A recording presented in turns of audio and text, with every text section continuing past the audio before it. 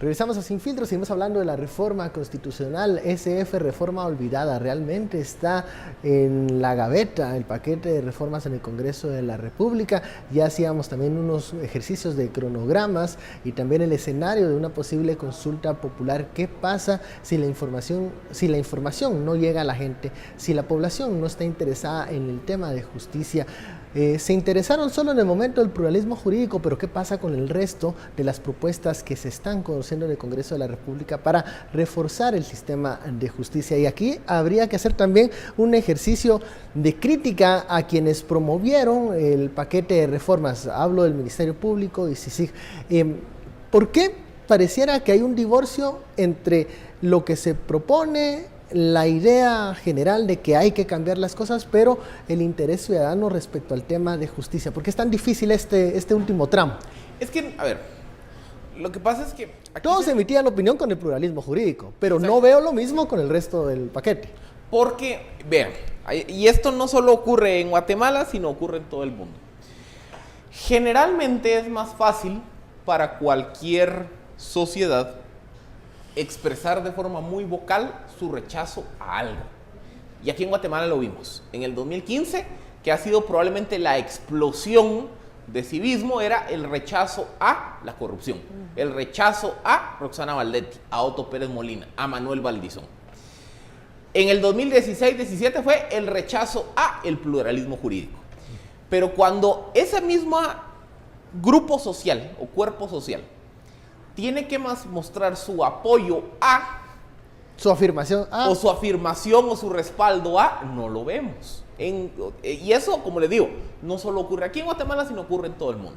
Entonces, por eso es que no vemos ese mismo nivel de fuerza de las manifestaciones de 2015 que los movimientos en favor de la reforma constitucional. Y eso también nos lleva a un análisis más adelante. Las consultas populares. Vean. Cuando se analiza por qué las personas votan o por qué las personas votan como votan, básicamente votan por tres grandes razones. Por miedo, porque el candidato opositor me genera tanto miedo que yo voto en contra de él. Piensen en Manuel Valdizón. Por afinidad personal con el candidato o por afinidad con el proyecto político. En una consulta popular, ustedes pueden quitar de la mesa las razones 2 y 3, porque no hay candidato y no hay partido. Entonces ya solo queda el factor miedo. Y el factor miedo se activaba con el pluralismo jurídico. Ya no se va a activar con el pluralismo jurídico. Entonces, ¿qué pasa? Cuando ustedes analizan qué incentivos va a tener el votante para ir a participar en la consulta popular, son prácticamente nulos. Por eso es que consultas populares de este tipo son eventos electorales poco concurridos. Y como son eventos electorales poco concurridos, es difícil también proyectar, decir, bueno, ¿quién se va a mover más? Los buenos ciudadanos que activa y conscientemente digan, no, yo quiero una mejor justicia, entonces voy a sacrificar mi tarde de domingo para ir a votar, o las mafias que van a establecer toda su logística de movilización para ir a incidir en la consulta popular. Por eso también este tipo de procesos en los cuales la ciudadanía tiene que pasar de la propuesta a las acciones, cuestan. Y no solo en Guatemala, en todo el mundo. Y bueno, por eso también los cuestionamientos a este tipo de consultas, este tipo de referéndums, que han dado sorpresas, incluso desagradables para algunos países, ya lo hemos visto el año pasado. Bueno, pero eso sería otro tema, otro debate sobre si es necesaria una consulta popular para temas tan, a veces, técnicos, orgánicos, en donde la población no tiene, digamos, el interés o el tiempo para conocer a profundidad todo lo que implica un cambio, por ejemplo, en la carrera judicial. Pero como ese no es el tema, sino que tienen que ir a una consulta popular, muchos dicen, aunque se apruebe la consulta, el no tiene más incentivos para llegar, aunque sean 10 pelones los que voten, pero si esos 10 votan por el no, ese proyecto se cae. Y hay que dejar de un lado también los incentivos, ven, porque no son solo los incentivos, sino también los recursos.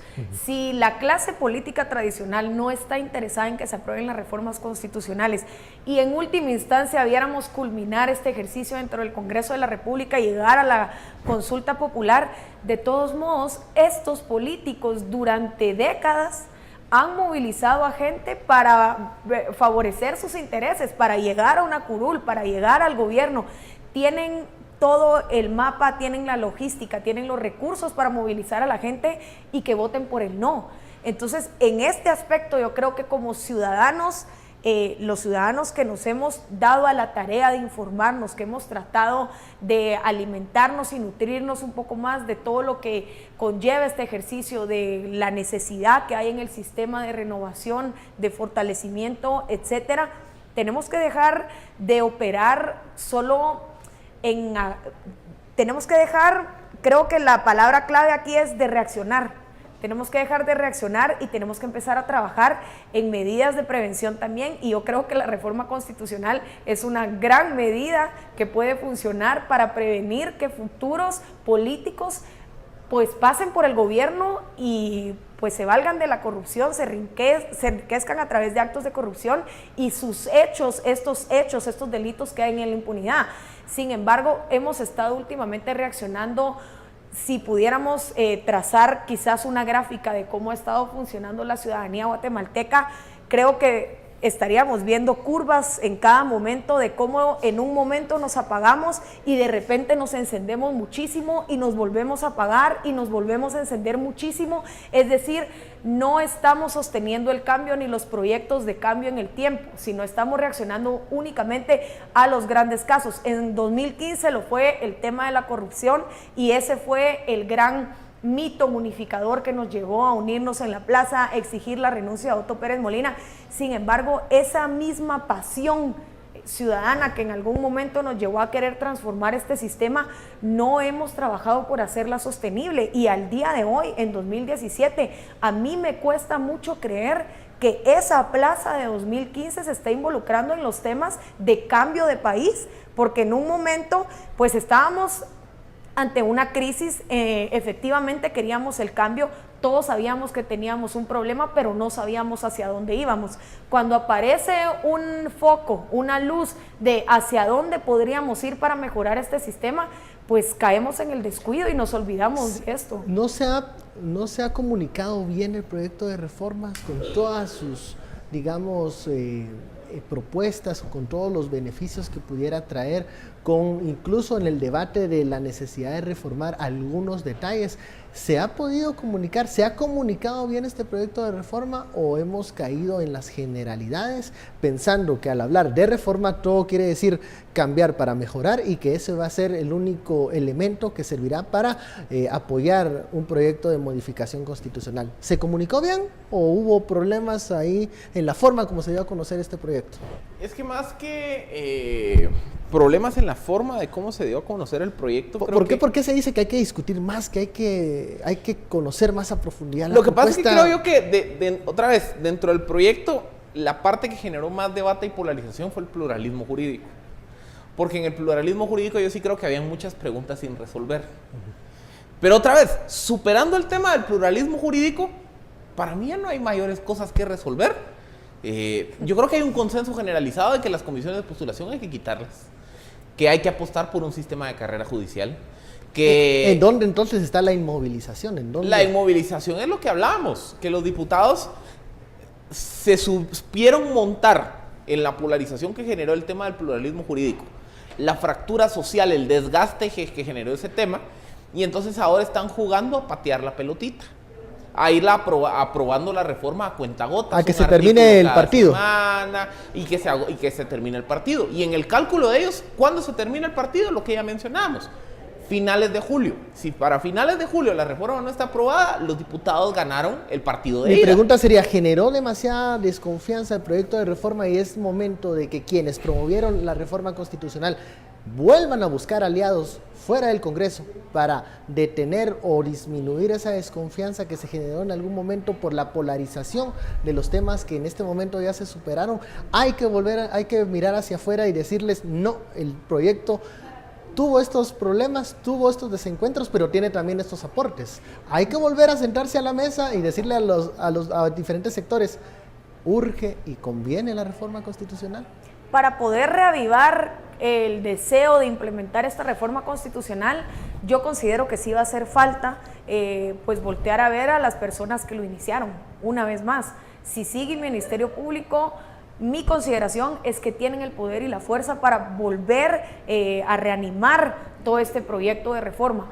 No obstante, creo que sería una tremenda irresponsabilidad por parte de la ciudadanía una vez más delegar en otras instituciones una tarea que nos pertenece a nosotros también. ¿Por qué? Porque vamos otra vez al tema de hasta cuándo debe estar la CICIG en Guatemala y hasta cuándo la CICIG va a seguir liderando los proyectos de país.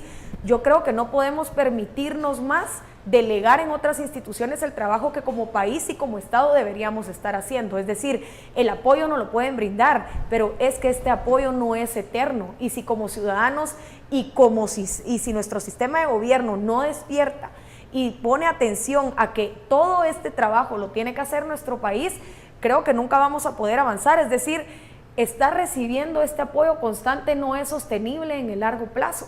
La CICIG viene a darnos una guía de cómo se deberían de trabajar las cosas en Guatemala, cómo se puede combatir la corrupción, cómo combatir la impunidad, pero ese trabajo eventualmente lo vamos a tener que tomar los guatemaltecos en nuestras manos, y esa responsabilidad yo creo que no se puede seguir postergando. Bueno, hemos llegado al final de esta hora de análisis con el tema de la reforma. Tenemos algo claro, que es la ciudadanía la que debe responsabilizarse mucho en el tema de los aportes que pudiera llevar esta modificación constitucional en el tema de justicia, superados algunos detalles del proyecto. Habrá que ver qué pasa también en el Congreso de la República y si los diputados aprovecharán a que pase el tiempo a beneficio de ellos para seguir atrasando el debate de estos temas importantes. Muchísimas gracias, Alejandra Philip, por este análisis. A usted muchísimas gracias por su sintonía. Esto fue Sin Filtro.